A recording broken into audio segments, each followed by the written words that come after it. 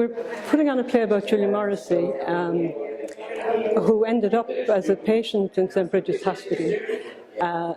Julia was actually the commanding officer of Cumann in Athenry in 1916, and in my opinion merits the same place in Irish history as Liam Mellows, who was the commanding officer of the volunteers at the time.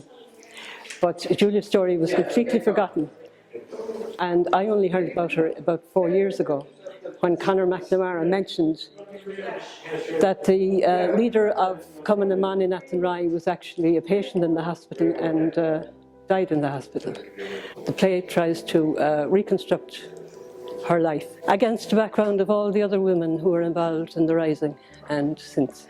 4 or 5 years ago I wrote a play about Dr. Ada English, who was the RMS in the hospital. And so these are two of the women from Ballinasloe that I think should be remembered. I don't think that they should be allowed to just disappear into history. Their story was never really told. So that's why we're doing this. I gave the play to Declan Kelly, who's based in Portumna. He works with a variety of groups.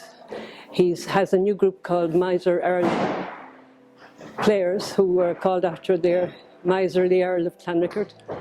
And Declan has cast his net far and wide to get a cast for the play. They're from Portumna, Loughrea and Ballinasloe itself. It's actually, there's so much drama going on in the area, it's very hard to get people. And Rachel, for instance, who plays Julia, has just come out of another play that was on here 2 weeks ago. So it's quite busy on the drama front. It's not a funny play, it's a very sad play. It's a very interesting story, but it's a tragic story in a lot of ways. But there has been a very positive response for the last 2 nights.